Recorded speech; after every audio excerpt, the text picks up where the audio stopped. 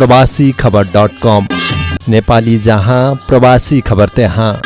उपसभामुख पदमा माननीय सदस्य श्री इन्दिरा राणा र माननीय सदस्य श्री मुक्ता कुमारी यादवलाई निर्वाचित गरियोस् भन्ने दुईवटा प्रस्तावहरूको सूचना प्राप्त हुन आएको बेहोरा जानकारी गराउँछु।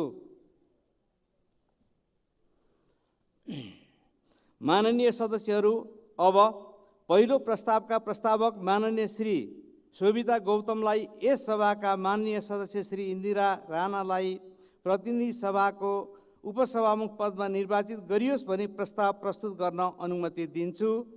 समय 15 मिनेट।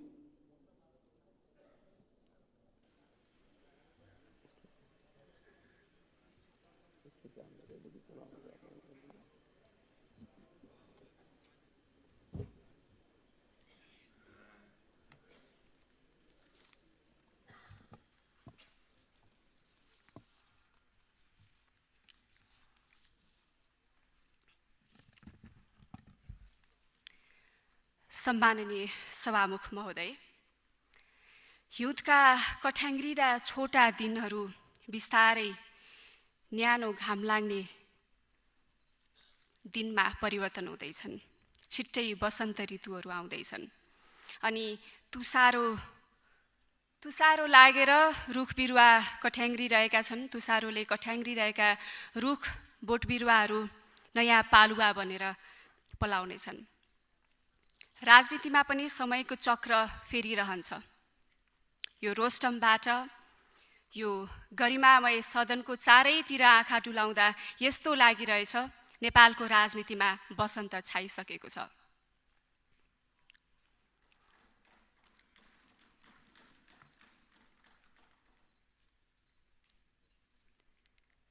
नयाँ सपना लिएर, नयाँ आशा लिएर नयाँ माननीय सांसदहरू आइसक्नु भएको छ। सँगै लामो राजनीतिक यात्रा गरेर देशका सुख दुःखहरूसँग सँगसँगै र देशका विभिन्न कथा व्यथाहरूसँगबाट जुझ्दै सङ्घर्ष गरेर नेपालको राजनीतिक इतिहासमा एउटा नाम स्थापित गर्दै आफैमा सिङ्गो संस्थाको परिचय दिँदै पुरानो अनुभवी सांसदहरू पनि यहाँ हुनुहुन्छ। परिवर्तनशील समयको काँचुली फेर्दै गरेको नेपाली समाज र राजनीतिको प्रतिबिम्ब आजको यस सदनमा देखिरहेको छु। सभामुख महोदय, नेपालको नागरिकको सर्वोच्चता र स्वतन्त्रताको पैरवी गरिने यस गरिमामय संसदमा आफ्नो पहिलो मन्तव्य राख्दै गर्दा म सर्वप्रथम त नेपाली स्वतन्त्रता र स्वाधीनताका लागि सङ्घर्ष गर्ने सम्पूर्ण शहीद र योद्धाहरूप्रति आफ्नो सम्मान व्यक्त गर्न चाहन्छु। सामाजिक न्यायका लागि देशभर उठेका आन्दोलनहरूप्रति मेरो उच्च सम्मान छ। यति बेला म मेरा काठमाडौँ क्षेत्र नम्बर 2 का मतदाताहरूलाई पनि सम्झिन चाहन्छु। नाङ्लेभारे, पटाप, छाप भन्ज्याङ, पालुबारी जस्ता गाउँहरूबाट मतदान गर्नुहुने मेरा मतदाता र रातोपुल, कोटेश्वर, जडीबुटी, पेप्सीकोला, काँडाघारी जस्ता सहरमा बसेर मलाई मतदान गर्नुहुने मेरा मतदाताहरूको आशा र भरोसालाई हृदयमा साँचेर आज म मेरा विचारहरू व्यक्त गरिरहेको छु। काठमाडौँ क्षेत्र नम्बर 2 का जनताको प्रतिनिधिको हैसियतमा यहाँ बोल्दै गर्दा मलाई थाहा छ यो क्षण म माथि भरोसा राख्ने आम नेपालीहरूको गर्वको क्षण मात्रै होइन, यो नेपालको राजनीतिक इतिहासमै एउटा पानी ढलो क्षण पनि हो। नेता भनेको एउटा ठुलो शरीर भएको, ठुलो कद भएको व्यक्ति हुनुपर्छ भन्ने भाष्य यो समाजबाट विलय नहुँदै एउटा 27 वर्षीय युवामाथि भरोसा गरेर आफ्नो सपनाको चाबी सुम्पिने आम मतदाताहरूको एउटा गर्विलो क्षण पनि हो। यदि म गलत छैन भने सभामुख महोदय, मेरो यो उपस्थिति यो सदनकै निम्ति पनि ऐतिहासिक क्षण हुन सक्छ, किनकि सम्भवतः यो भन्दा अगाडि मभन्दा कान्छो व्यक्तिले यो रोस्टमबाट यो सदनलाई सम्बोधन गर्ने मौका अवश्य पनि पाएको थिएन होला। यो इतिहासको एउटा पानी ढलो क्षण यसकारण पनि हो कि सङ्घीय लोकतान्त्रिक गणतन्त्रात्मक नेपालको यो दोस्रो संसदमा उपसभामुख पदका लागि सीमान्तमा रहेका 2 समुदायका महिलाहरू लोकतान्त्रिक पद्धति मार्फत प्रतिस्पर्धा गर्दै हुनुहुन्छ। लोकतन्त्र भनेको फगत शासन पद्धति मात्र होइन, जनताहरूको जीवनशैली पनि हो। त्यसैले लोकतन्त्रको अब्बल परीक्षा समाजको सबैभन्दा पिछडिएको वर्गले मूलधारको प्रतिस्पर्धामा भाग लिन पाउँदा मात्रै सम्भव हुन्छ भन्ने कुरा पनि तपाईँ हामी सबैजनालाई थाहा नै छ। आजका दुईजना सीमान्तकृत समुदायका महिला लोकतान्त्रिक पद्धति अनुसार हुने उपसभामुख पदका लागि प्रतिस्पर्धा गर्दै हुनुहुन्छ। यो आफैमा लोकतन्त्र सुदृढ हुँदै गएको हो भन्ने सङ्केत पनि हो। उहाँहरूको प्रतिस्पर्धा एक सुखद संयोग मात्र नबनोस्, बरु यस्ता प्रतिस्पर्धाहरू हाम्रो लोकतान्त्रिक अभ्यासको सामान्य प्रक्रिया बन्दै जाओस्, ताकि सीमान्तमा रहेका आम मानिसहरूले मूलधारको राजनीतिमा, मूलधारको प्रतिस्पर्धाहरूमा आफूलाई सहभागी गराउन सकुन्, अनि मात्र हामीले हाम्रो लोकतन्त्र उन्नत भएको महसुस गर्न सक्छौँ। सभामुख महोदय, लोकतन्त्र संस्थाहरूको पनि संस्था हो। संसद जनताहरूको भावनाको प्रतिनिधित्व हुने साझा थलो हो। 275 जनाको प्रतिनिधित्व हुने यस सदनमा यति बेला देशभरि रहेका सम्पूर्ण मतदाता, देशभरि रहेका सम्पूर्ण नागरिकहरूको प्रतिनिधित्व भइरहेको छ तपाईँ हामी मार्फत। यो आशालाई वास्तविकतामा बदल्न विकसित र विकसशील समाजलाई मध्यनजर गर्दै हामीले समय सापेक्ष ऐन, नियम, कानुनहरू बनाउनु छ। आम नेपालीको त्याग र बलिदानबाट हामीले सबैभन्दा उच्चतम राजनीतिक व्यवस्थाको रूपमा लोकतान्त्रिक व्यवस्था हासिल गरिसकेका छौँ। तर यो बामे सर्दै गरेको लोकतन्त्रलाई स्थापित गर्नुपर्ने जिम्मेवारी पनि तपाईँ हाम्रो काँधमा छ। हामी सबैलाई थाहा छ, देश अहिले गम्भीर आर्थिक सङ्कटमा छ।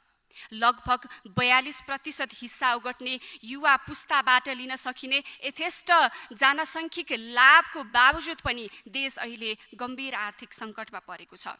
जता हेऱ्यो भ्रष्टाचारका कुराहरू मात्रै सुन्छौँ र देख्छौँ। भ्रष्टाचार, पैसाको भ्रष्टाचार, पदको भ्रष्टाचार। सभामुख महोदय, भ्रष्टाचार भनेको पद र पैसाको मात्रै हुँदैन। देशभित्र भएका अनगिन्ती सम्भावनाहरूको खोजी नगरिनु पनि भ्रष्टाचार हो। त्यसैले हामीले सम्भावनाहरूको यथेष्ट खोजी गर्नुपर्नेछ।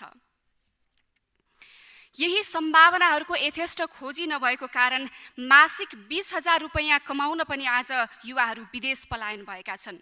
सग्लो शरीर लिएर गएका हाम्रा सक्षम युवाहरू कति बाकसमा फर्किएका छन्, कति बन्धक बनिएका छन्, कति पिटिएका छन्, कति लुटिएका छन्। यो समग्र देशप्रतिको अन्याय हो। वार्षिक करिब 5 खर्बको रेमिटान्स भित्र्याउँदा समेत आम नेपालीको जीवनमा केही मात्रामा भौतिक सुखशैल बाहेक तात्विक परिवर्तन भएको तपाईँ हामीले खासै देख्न सकिरहेका छैनौँ। राजनीतिक हिसाबले लोकतन्त्र हासिल गरे पनि हामीले नेपाली समाजमा न्याय, स्वतन्त्रता र समानता स्थापित गर्न सकिरहेका छैनौँ। यति भनिरहँदा यो पनि देशमा केही पनि हुन सक्दैन भनेर निराश भएका युवाहरू आज देशमा सम्भावनाहरू देखेर, थोरै भए पनि परिवर्तनहरू देखेर आशा राखेर अब देश फर्किने योजनाहरू पनि बनाइरहेका छन्। ती तमाम विदेशी बाध्य भएका नेपालीहरूका सपनाहरूलाई अटाउन सक्ने नेपाल बनाउनु पर्नेछ। अब सम्भावनाहरूको अविलम्ब खोजी गरिनुपर्छ, तर फुटेर होइन, जुटेर गर्नुपर्छ। एक आपसमा मुद्दा मामिलाका बारेमा अड्काउने सड्काउने होइन, मिलेर गर्नुपर्ने आवश्यकता पनि छ। हामी जुटेर अगाडि बढ्नुपर्ने आवश्यकता पनि छ। विकासका कामहरू अब कसरी चुस्त र दुरुस्त बनाउने भन्नेतर्फ अब हाम्रो बहस सोझिन आवश्यकता छ। प्रशासनलाई कसरी चुस्त र दुरुस्त बनाउने, प्रभावकारी बनाउने भन्ने विषयतर्फ हाम्रा बहसहरू सोझिन आवश्यक छ। यो बदलिदो समयमा बदलिदो शैली अपनाउन सकेनौँ भनेदेखि नयाँ विकास गर्न सक्दैनौँ। पुरानै चिन्तनबाट त नयाँ विकास कसरी सम्भव होला र खै। त्यसैले हामीले नयाँ चिन्तन गर्न आवश्यकता छ। लोकतन्त्रको प्रवर्तन गर्दै संसदीय परम्पराको मर्यादाभित्र रहेर हामीले मिलेर काम गर्नु छ। प्रविधि मात्रै होइन, अब प्रवृत्ति पनि बदल्नुपर्छ। सधैँ इतिहासमा मात्रै हामीले गर्व गरिरह्यौँ। इतिहास भनेको गर्व गर्ने चिज, पढ्ने चिज मात्रै होइन महोदय। हामीले इतिहास भनेको लेख्ने पनि चिज हो र अब यो इतिहास लेख्नुपर्ने समयमा हामी आइसकेका छौँ। यो इतिहास लेख्ने अवसर जो कोहीलाई प्राप्त हुँदैन, तर आज हामीलाई प्राप्त हुँदै गर्दा इतिहास लेख्न सकेनौँ भनेदेखि इतिहासमा हामीलाई धिक्कार्नेछन् हाम्रा भावी पुस्ताहरूले। त्यसैले यो प्राप्त भएको अवसरलाई तपाईँ हामीले अवसरको रूपमा लिएर अगाडि बढाउनु पर्नेछ। सभामुख महोदय, सङ्घीय लोकतान्त्रिक गणतन्त्र नेपालको अर्थ राजनीति विकास, सामाजिक सांस्कृतिक रूपान्तरण र विश्व सम्बन्धको नयाँ आधारशिला खडा गर्न नवीन सोच, परिष्कृत विश्वदृष्टि र उच्च नैतिक बलसहितको नयाँ नेतृत्व लिएर राष्ट्रिय स्वतन्त्र पार्टी अगाडि बढेको छ। यो सदनलाई पक्ष र प्रतिपक्षको चिन्तनमुखी थलो बनाउनु पर्ने कुरामा हाम्रो जोड रहेको छ। भर्खरै बामे सर्दै गरेको लोकतन्त्रलाई बलियो बनाउनको लागि पक्ष र प्रतिपक्षमा छलफल गर्नै पर्ने हुन्छ।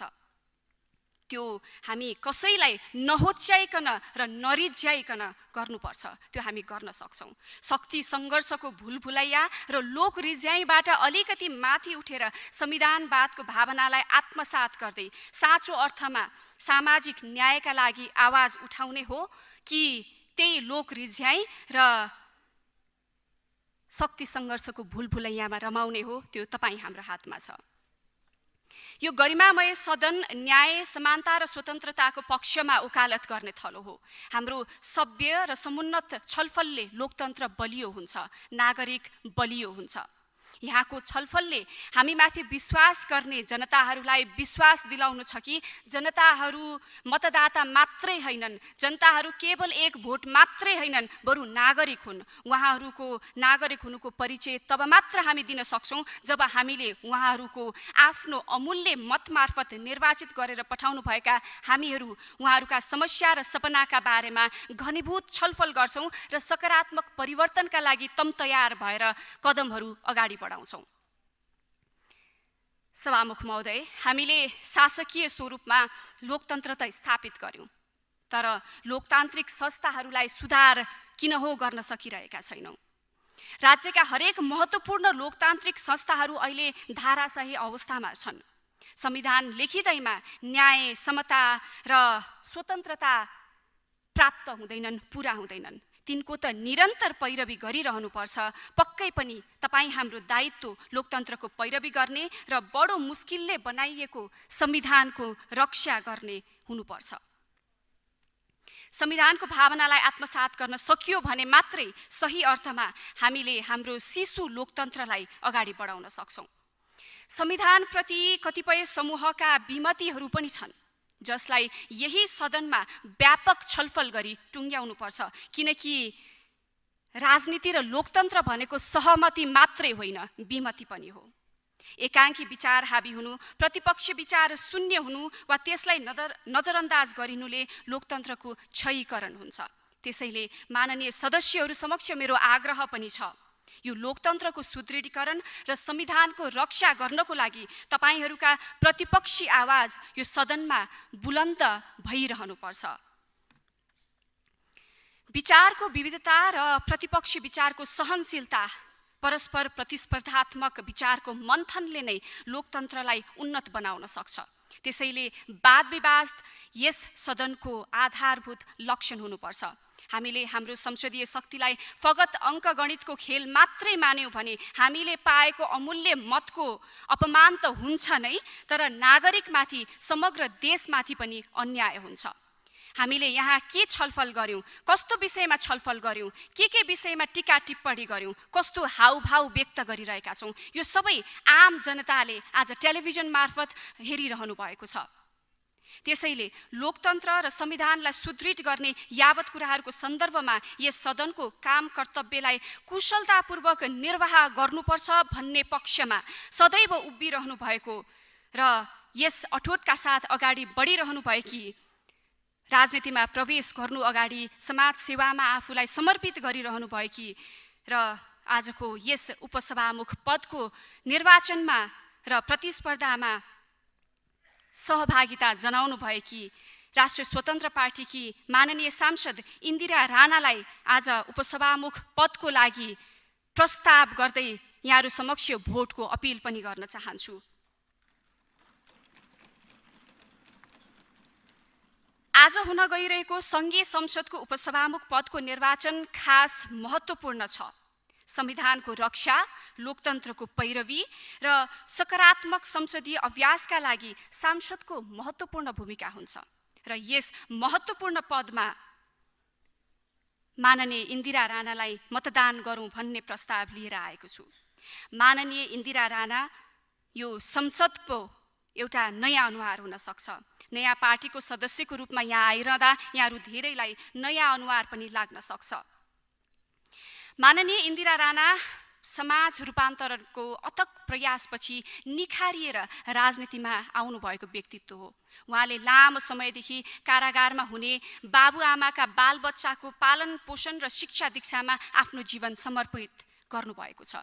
जुन बच्चा आफ्ना बुवा आमाको कसुरको भागीदार हुन पुगेका थिए र जसको भविष्य अन्धकार थियो, जसले जेलका भित्ता बाहिरको संसार देख्न सकेका थिएनन्, तिनलाई संसार देखाउने व्यक्ति माननीय इन्दिरा राणा पनि हुनुहुन्छ।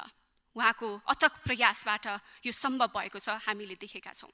तपाईँ हामी मध्ये धेरैजना समस्या मात्रै औँल्याएर बस्छौँ, यो भएन त्यो भएन, यहाँ समस्या छ त्यहाँ समस्या छ। तर माननीय इन्दिरा राणा यस्तो व्यक्ति हुनुहुन्छ जसले समस्या औँल्याएर मात्रै बस्नु भएन, बरु समाधान पनि खोज्नको निम्ति प्रयास गर्नको निम्ति उहाँ सडकमा आउनुभयो र सडकबाट आफ्ना आवाजहरू सदैव बुलन्द पारिरहनु भयो। अन्धकारमा जीवन बिताइरहेका कैयौँ नेपाली बालबच्चालाई नयाँ जीवन र नयाँ भविष्य दिएर नेपालको भविष्य नै उज्जवल बनाउनु हुने माननीय इन्दिरा राणा यस गरिमामय सदनको उपसभामुखको कुर्सीमा बस्नु भनेको उहाँको योग्यताको मात्रै कदर भएको होइन, बरु सम्मानित उपसभामुख पद पनि शोभामान हुनु हो। लोकतन्त्र र संविधानको सर्वोच्चताबारे उहाँका विचारहरू स्पष्ट छन्। यस सदनको गरिमा र पदको जिम्मेवारीलाई उहाँले अत्यन्त कुशलतापूर्वक निभाउन सक्नुहुन्छ भन्ने कुरामा म विश्वास राख्छु र राष्ट्रिय स्वतन्त्र पार्टी विश्वास राख्दछ। उहाँले आफ्नो जीवन नै बालबालिकाका रक्षाका लागि र नेपालका रक्षाका लागि समर्पित गर्नुभएको छ। उपसभामुखका लागि हुँदै गरेको निर्वाचनमा आफ्नो अमूल्य मत संविधानको रक्षा र लोकतन्त्रको पैरवीको पक्षमा माननीय इन्दिरा राणाको निम्ति व्यक्त गरिदिनु हुन तपाईँ सम्पूर्ण माननीय सदस्यज्यूहरूसँग अपिल पनि गर्न चाहन्छु। यस लोकतान्त्रिक प्रतिस्पर्धामा भाग लिनुहुने माननीय सांसद मुक्ता कुमारी यादवलाई समेत म शुभकामना व्यक्त गर्न चाहन्छु। संसदमा प्रतिपक्षको प्रतिस्पर्धाको भावनालाई बरकरार राख्दै सीमान्तकृत महिलाको प्रतिनिधित्व गर्ने माननीय सांसद मुक्ता कुमारी यादवलाई उपसभामुखको उम्मेदवार बनाएकोमा म नेपाली काङ्ग्रेस पार्टीलाई धन्यवाद र बधाई पनि दिन चाहन्छु। महात्मा गान्धीले भन्नुभएको छ, तपाईले विनम्र तरिकाले नै संसार हल्लाउन सक्नुहुन्छ। अपार सैन्य शक्तिका बावजुद ब्रिटिस साम्राज्यले गान्धीको सत्याग्रहसँग झुक्नु परेको थियो। त्यसरी संसार हल्लाउने गान्धीको उपाय थियो सत्याग्रह अर्थात् सत्यको आग्रह। गान्धीको सत्याग्रह अरूप्रति मात्रै लक्षित थिएन, आफै अन्तर्मनसँगको एउटा आग्रह पनि थियो। आज मतदान गर्दै गर्दा हामीले आफैसँग सत्यको आग्रह गरौँ र लोकतन्त्र, संविधानवाद र नेपाली नागरिकको सर्वोच्चता र स्वतन्त्रताको पक्षमा मतदान गरौँ। अन्त्यमा फेरि पनि म माननीय इन्दिरा राणालाई आजको हुन गइरहेको उपसभामुख पदको लागि निर्वाचित गरियोस् भनेर प्रस्ताव पेश गर्दै यहाँहरू समक्षबाट बिदा हुन चाहन्छु। हवस् त, नमस्कार।